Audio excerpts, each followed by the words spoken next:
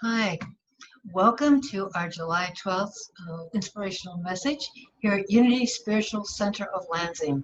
I'm Reverend Sharon Ketchum. If I haven't met you before, thank you for joining us today. And of course, we are brought to you virtually courtesy of COVID-19. We want to still connect spiritually, even though it's not really safe at this point in time to connect physically. So this morning, I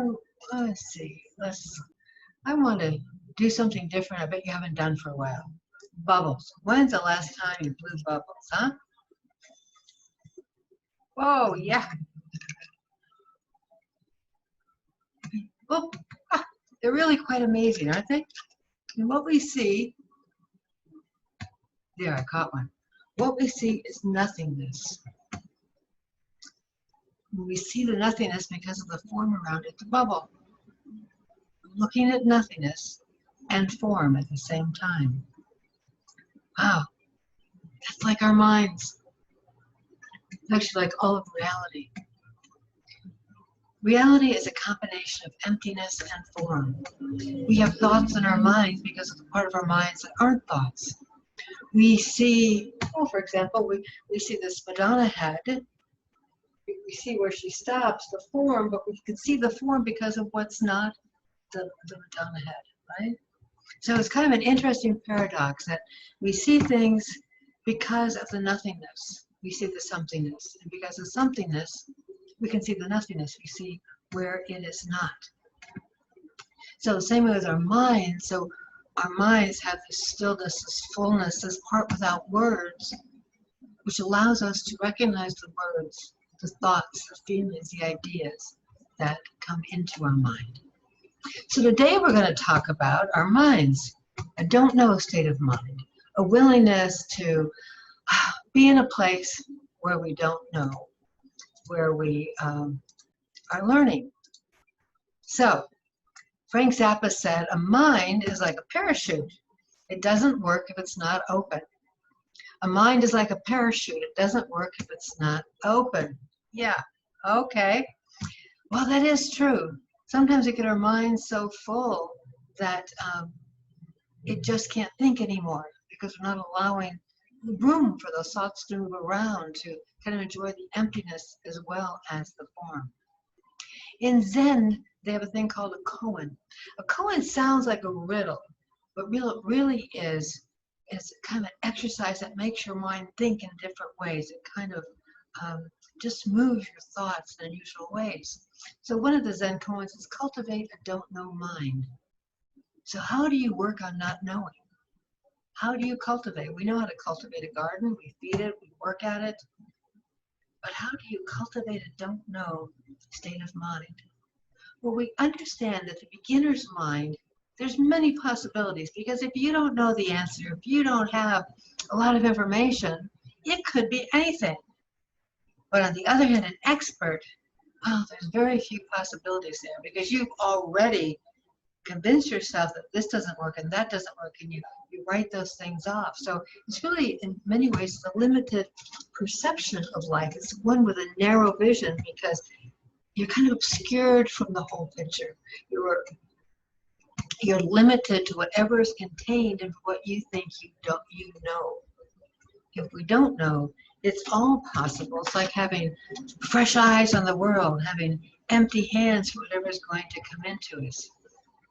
But when we start talking about our mind, I know for me, one of the things that comes up is this I worry about forgetfulness. Now, no matter what age you are, there's a certain amount of worry about forgetfulness. But as we get older, we get perhaps more worried about it, because we have this concern about dementia. And I love this quote that says, "A memory is a complicated thing, a relative to truth, but not its twin." Memory is a complicated thing, a relative to truth, but not its twin. So when we have concerns about our memory, and I'll tell you, I think it's pretty universal right now that everybody's brain is just a little bit mushy. It seems like whatever day of the week it was, calendars don't work the way they used to. It just doesn't. We forget what Monday, Tuesday, Wednesday, Thursday, Friday, or the number day, or sometimes even what month it is. I mean, it's just extraordinary thing that we're all kind of going through this. And we've been in this long enough that actually I found myself not resisting so much not knowing. That, yeah, I just kind of laugh at it. Oh, okay, so it's Monday and I thought it was Friday. Oh, well, that's the way it goes. But when we get into that worry about dementia, there could be some anxiety for us about this forgetting. We, in a way, have made gods of reason and rationale. And this concept of dementia, Alzheimer's, means we've lost those things that we've depended upon, that life could be out of control, that we wouldn't know how to relate to the world. We just wouldn't know how to be in a world where we weren't able to understand things. We would probably feel very lonely. And I think maybe even in the pandemic, with our kind of lapses of our normal day-to-day memory stuff, that there is that sense of loneliness as we're separated one for another. But in truth, if we get by the fear, and if we think about it, we are always forgetting. Our minds are always forgetting some of the details. Our minds are always forgetting maybe the date, maybe somebody's name, maybe where it happened, maybe exactly when it happened. And all those things really are details, and we know ultimately that is not the important thing to remember. The important thing for us to remember is that we have been loved and that we are capable of loving. The details are just smoke and mirrors. They're kind of fun things maybe to hang it on. But the only thing we really need to remember is that we are loved and that we are so capable of loving. Last June 2019, before the world changed, at the Unity Convention, the theme was One Humanity, Many Stories. And boy, don't we have a lot of stories, and they're so much fun. We've been given stories for our family, we've read stories, we've made up our own stories. You know, and sometimes people even need a story more than they need food. There's something about the stories that helps us remember the essence of ourselves, that we are loved and we are capable of loving. One of my favorite memories is great-grandma. She'd have my cousins and I sit on her lap, and she used to tell us these stories of Alice and Sandy. And Alice was a good girl. She was very kind. She just always did the right thing. Sandy was a little bit naughty. And invariably, Sandy would come to the consequences of what she did and have a thinking about it. And Alice would forgive her, and things would go on wonderfully. And I don't remember the details of the story, but I do remember great-grandma holding me and telling me the story. I would sit there captivated, thinking she was the most wonderful person in the world because she took the time to do this thing with me, to create this memory of what it meant to be loved and to love her back. Well, memories sometimes can get us into trouble because we can start thinking that these are the truths of what's happening. And we see this now with what's happening with our history, the statues. Those people that want to take down the statues and those people that want to keep up the statues of different people that have been in the history of our country, because the memories were created around a story that we started treating as fact. And there's a whole bunch more to the story. You know, for example, we were all told in school growing up that George Washington was a very brave man. He was very insightful on starting our country. He was known for his honesty, and that is all true, and that is all a wonderful story. But it's not the end of the story. It's not the front and back cover of the book. He also was somebody who enslaved people, who bought and sold people. So understanding a fuller part of the story, parts of our society are resistant to it. Parts of our society are pushing ahead. The whole thing is about remaining fluid in this so that we can learn from a fuller story and not be so tied down to the details of that we have created in our minds through history books that were stories that were treated as if they were concretized. In the same way in our own life, sometimes we have that story about the aunt or the uncle or family background, or even how we were as a kid, that either we were that maybe we weren't too smart or that we were clumsy, and that story it's like in concrete. It just doesn't, it's so final, and that shuts down a part of our thinking. Stories, when they're allowed to be fluid, when they're allowed to be open, when they don't claim to have all the answers, really is an invitation for us to keep adding to them so that time and time again, they still tell us what's essentially true, that we have been loved, and we are loved, and we have loved others, and we are still capable of loving. When we allow ourselves to be in a place of not knowing, it really is a place of intimacy with spirit. Nisargadatta Maharaj says that wisdom tells me nothing, tells me I'm nothing. Love tells me I am everything. I live my life between the two. Wisdom tells me I am nothing. Love tells me I am everything. I live my life between the two.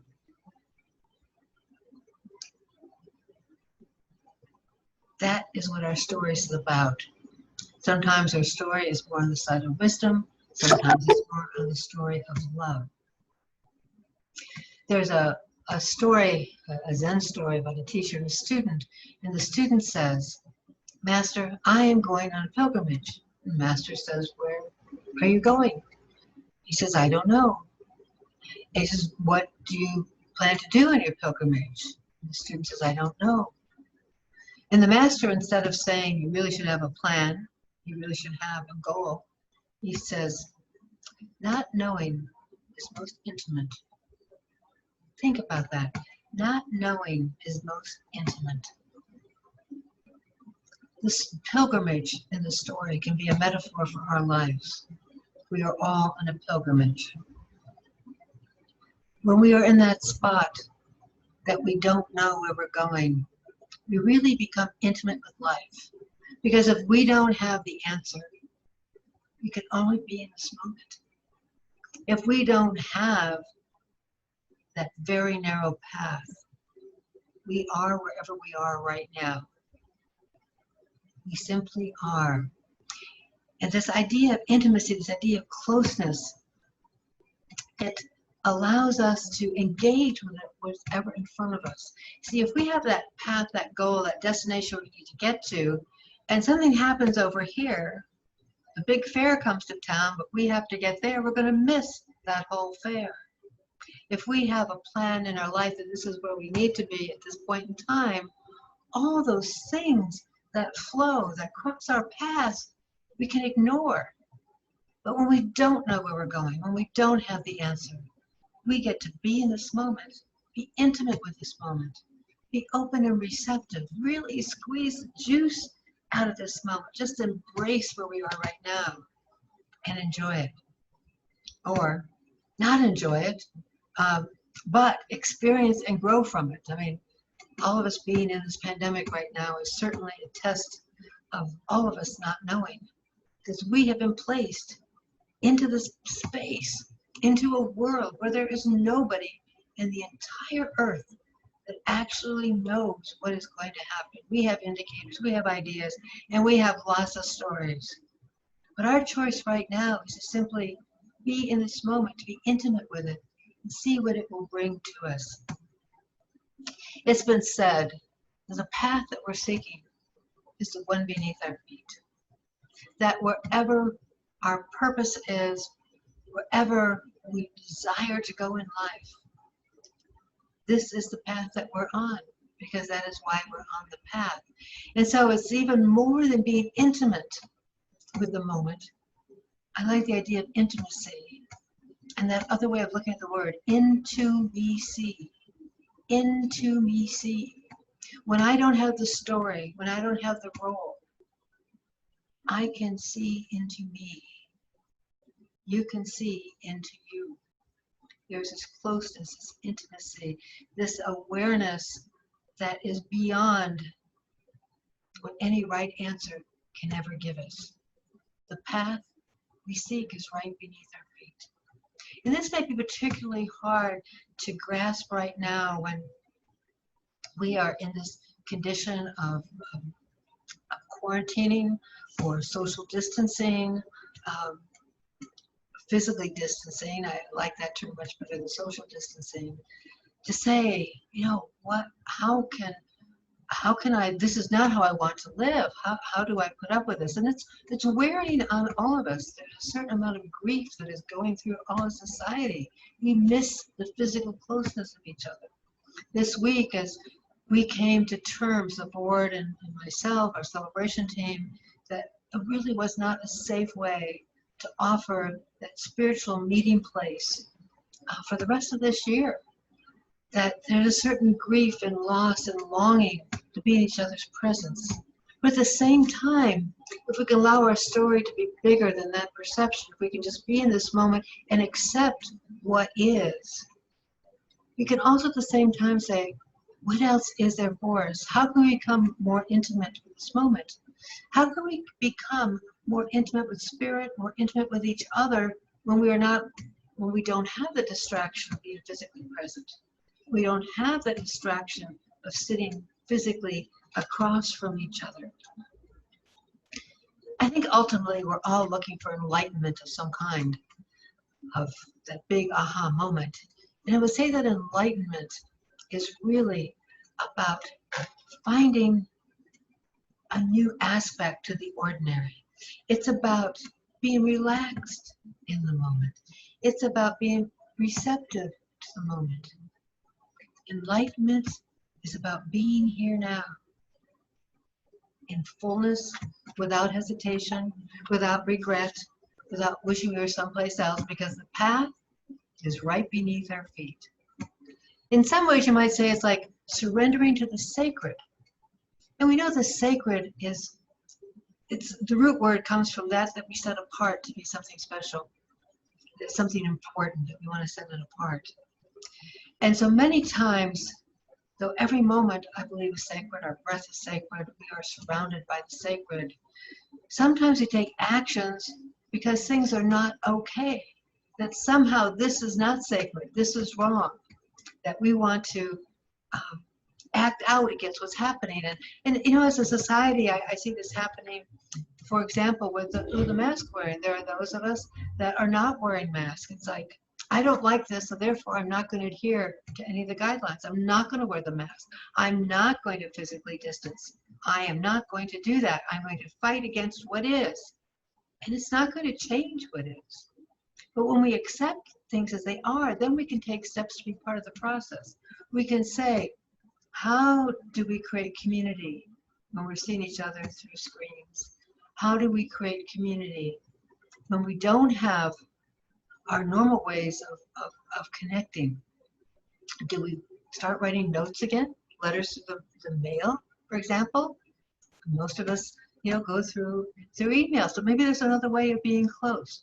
Maybe we stand outside somebody's house and sing a song, or go down the street and mow somebody's lawn while they're not looking, just little random acts of kindness. The poet Hafiz says, now is the season to know that everything is sacred. And that's really what's coming upon us. That really, it is all sacred, it is all God, it is all important. The sacred is not about seeing something new, it's about seeing things in a new way. And just to give you an idea, okay, if I were to hold up this piece of paper and I'd say to you, what do you see? Okay, white piece of paper. Yep, I heard that. Somebody else might say, I see a page of clouds. I see rain. I see a tree. Because though, yes, this one story is just this sheet of paper, the other story is that this paper, in this paper, is a tree that grew to make the paper. And for that tree to grow, it needed sunshine, it needed rain, it needed clouds. And for that tree to get to the mill to become paper, it needed a logger to cut it down. So maybe somebody sees a logger in here. In fact, maybe somebody even sees a wheat field that was grown and harvested and made into bread to feed the logger. So you cut the tree down to take it to the mill to make it into this piece of paper.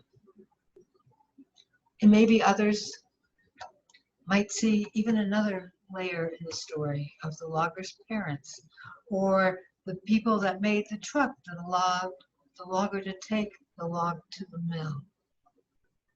Whatever we look at, what do we see? Are we seeing it just at face value, at surface? Or are we able to find a new way to see things, a new way to see the sacred in everything? That this too is God, this too is good. The sacred is a symbol of the unnameable. And, just like when we go to meditate, we have places we might want to visualize in our minds. If we go to the beach or we go to the woods, or some of us will make that pilgrimage to that sacred place. We might go to Unity Village and just feel what that presence is like, be around the fountains. But we know that it's our intention and our attention that increases our awareness of God, increases our awareness of the sacred in the ordinary, understanding the extraordinary of the ordinary within us. And it reminds me of an old Bible story from Genesis that most of you know if you don't read the Bible, Jacob and Jacob's ladder. And Jacob was traveling, and these days, of course, they didn't have motels scattered around the land. He laid down at night, and he made a pillow out of a couple rocks on the ground.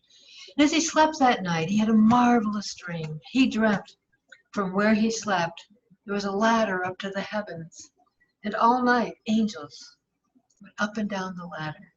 Metaphysically, we understand angels as being those divine thoughts from the Godhead that rest in our mind. And he heard this voice of God say to him that you're not alone, that I'll be with you through it all, that I will support you. I will keep my promises to you.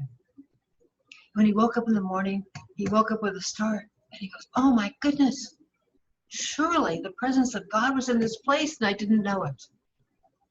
Let us not be like Jacob, falling asleep, not recognizing the presence of the divine, not only in this place, but in this moment.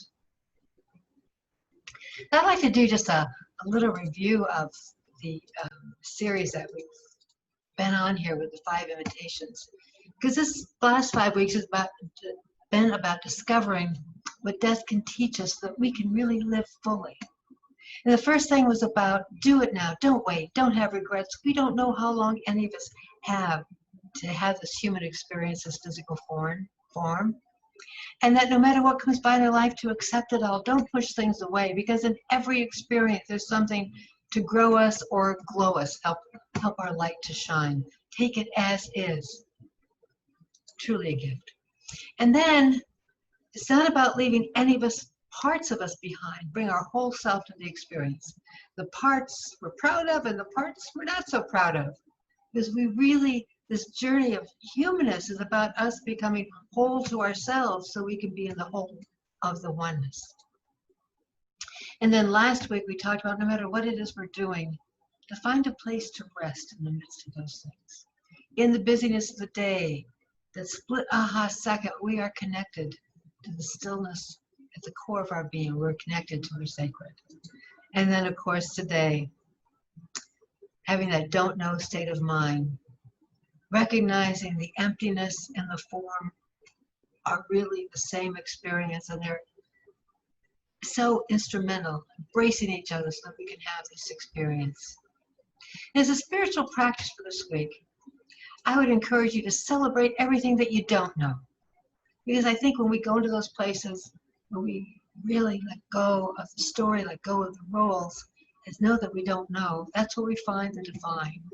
That's where we find our wholeness and our holiness, our oneness. Yeah.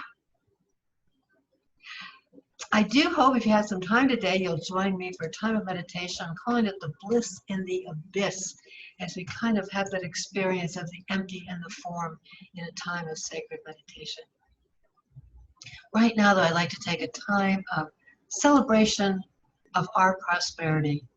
First, with deepest gratitude for everyone who continues to support Unity Spiritual Center of Lansing. It's just wonderful, the gifts of time, talent, and treasure.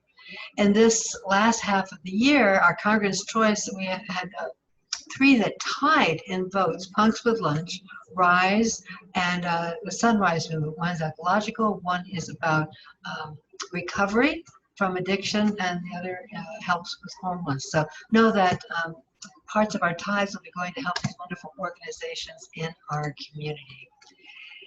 And so as I sit with you today, I really ask you to bring to mind the wonderful things that have flowed into your life this week. Beautiful rain that we had, the sun that came out afterwards, the friends that called, the friends that you called, the smell of a rose as you're out walking in the neighborhood, the many gifts that have flooded into your life. And as we take those into our hearts, we bless them together. Divine love through me blesses and multiplies all that I am, all that I have, all that I give, and all that I receive. I praise, give thanks, and am glad. And so it is. Amen. We do have 3 parts to our service. You're welcome to binge watch or watch at your convenience. And if you're watching this on Sunday, at 10:30 we have a Zoom fellowship. Please join us just for some chat time.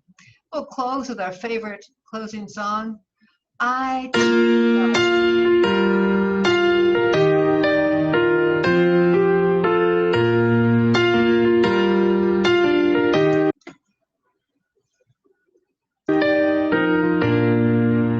Peace in my life is growing because I choose love.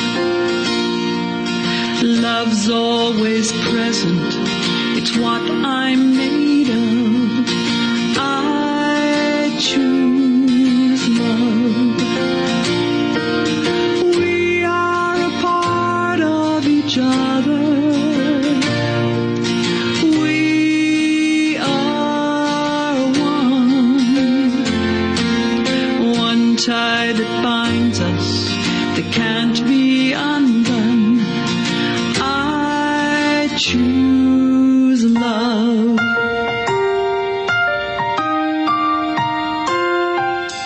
I choose love.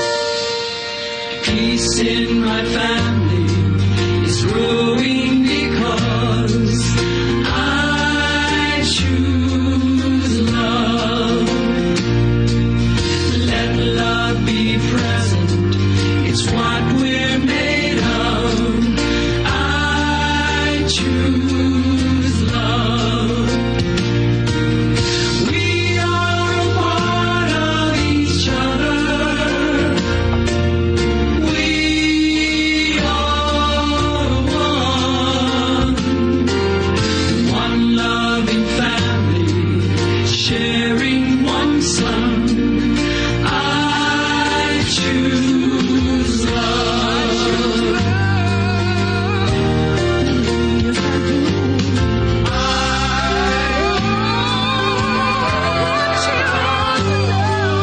Peace for our planet is growing because I choose love. Let love be present, it's what we're made of. I choose love. We are a part of each other. We are one choice unites us. Let this be the one.